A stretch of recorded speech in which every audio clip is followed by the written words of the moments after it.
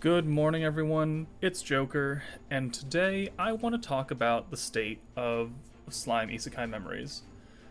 It's been out for a month and a half, maybe, give or take, and there have definitely been some ups and there have definitely been some downs. And I have some thoughts that I would just like to share. They're all my opinions, so please don't roast me. I know some people may feel the same way, some people may not. The JP side of this game apparently is just killing it in the App Store with whales spending left and right. And I don't know if that's because it's the Slime IP, if it's because they actually think that this is a good game, if they just need something to spend money on, to be honest. I don't know. But on the global side of the game, there seems to be a few more people who are displeased with the way this game is being run right now and how it's going. So I just want to talk about a few of these things that I find troublesome. In no way am I calling this a bad game. I enjoy this game. I wouldn't play this game. I wouldn't make content on this game if I thought it was a bad game. I would just stop playing, and I wouldn't spend any more money on it. But I do like this game. I do enjoy the Slime IP as a whole. I do enjoy the combat functions of this game. I enjoy this world building, and I am awaiting their upgrades to it, whether it be, color fixes, model fixes, or just a better way to manage all of my crap buildings that are slammed together. But there are a few quirks to this game that I don't really enjoy. So let's get started on those topics. Number one is, I think, the biggest one, which is banner pacing. We have had a new banner every single week since launch, except for the first week, in which technically it was a new banner, but it was like the main banner that everyone had to summon on because everyone needed new units, and that had every single featured character in the game. That's fine. I thought that banner should have lasted like 2 weeks at least before they even thought about dropping a new banner. Let people farm up their crystals, let people get, their teams built out, because we didn't know at the time that they were going to focus on a particular typing every month. And so having a well-rounded roster of all the typings was probably the most prudent, even though the way this game is built with protection units, it kind of seemed like you were going for a mono typing, or at least a duo typing with dark and wind, or space and wind, or light and earth, or whatever the other combinations are. But then a week after the game came out, the Diablo and Xion banner dropped, and it was both dark protection and a dark attacker. I'm like, oh, okay, cool. It was kind of odd that they're dropping Diablo this early in the game, literally 1 week in. He was a Season 2, well, the biggest impact was Season 2, and then the very end of Season 1, where he had those OVAs with Shizu. But okay, cool. Diablo dropped. Awesome. He's a single target damage dealer, and Xion's a pretty good dark type protection unit. Yeah, we already have Veldora and we already have the Orc Disaster, but hey, why not? So people summoned for them, and they got him, or they didn't get him, and they got shafted. And then the next week, Veldora came out, and it was another dark character, and then people were like, a week? 2 weeks, 2 banners? That's kind of fast. And Veldora had the same skill as Windmillion, the alt buff skill. He was an AoE, so he was built more for support.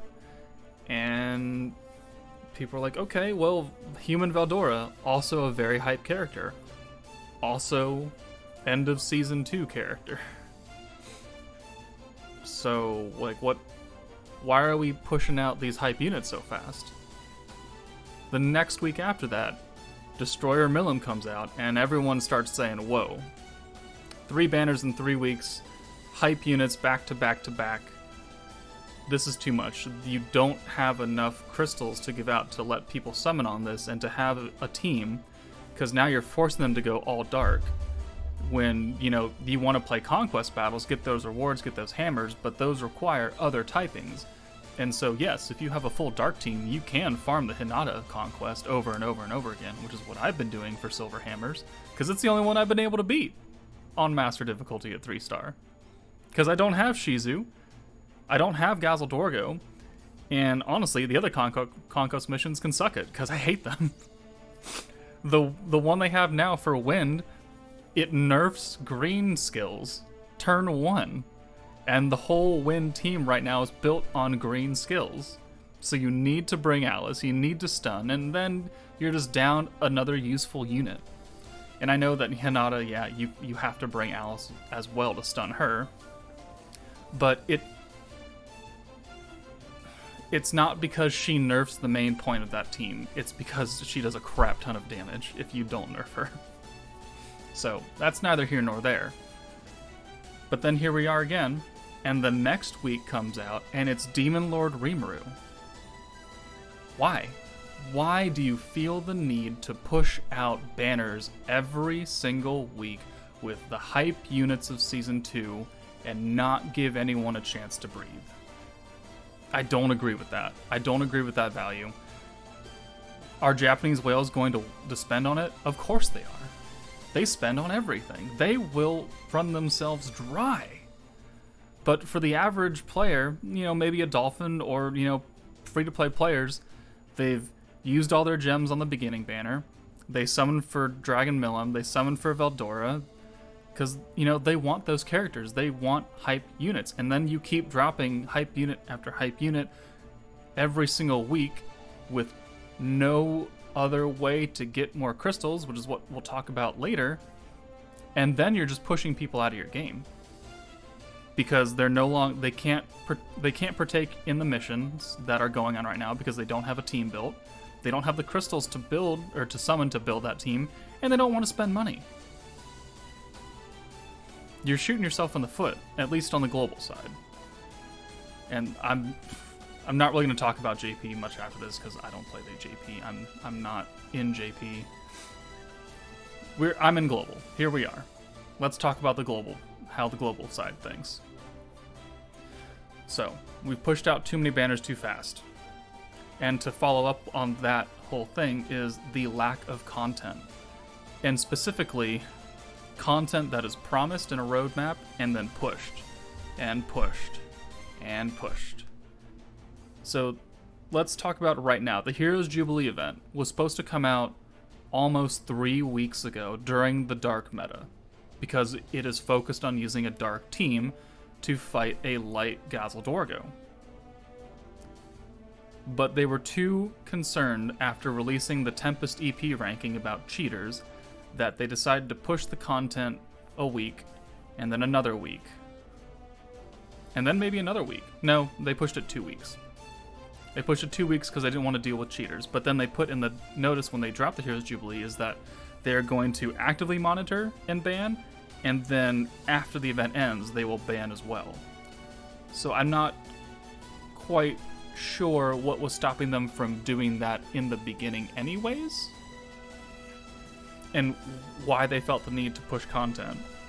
And it wasn't just like, oh, here's the roadmap, oh, sorry, the event is bugged or, it's broken or something. Oh, hello, alarm. Yes, it's early in the morning. What was I saying? It's because they're worried about cheating, which a lot of games, Grand Cross, Dokkan Battle, they have events that is ranked, and they just deal with it after the fact. They wait until the event's over, they ban all the cheaters, and here we are. But they don't have to push content to do that. Yes, they are more established. Yes, they probably have a bigger team. Yes, they probably have better ways to deal with cheating. But now you're pushing content into a new meta, in which people want to summon for the meta units to deal with the events that are released on schedule. But then you're also pushing this event that gives people currency, that gives people crystals, that gives them a lot of stuff using units from last month. And that's why the Dark banners, to this moment in time, are still available to summon on, and so there are like 6 different banners to summon on right now. You've got 4 Darks, you've got Valentine, you've got Maid Rimuru. I have never seen a game with 6 banners up, unless they're all free banners. It's crazy. It's crazy. Content is pushed. There's no way to get additional crystals. And then even then, like Heroes Jubilee was pushed 2 weeks. The Crucible event was pushed. So far, almost everything in their roadmap has been pushed. For reasons that they have either decided to tell us, or I'm not quite sure I believe, or I don't have faith in them. It could be many different reasons.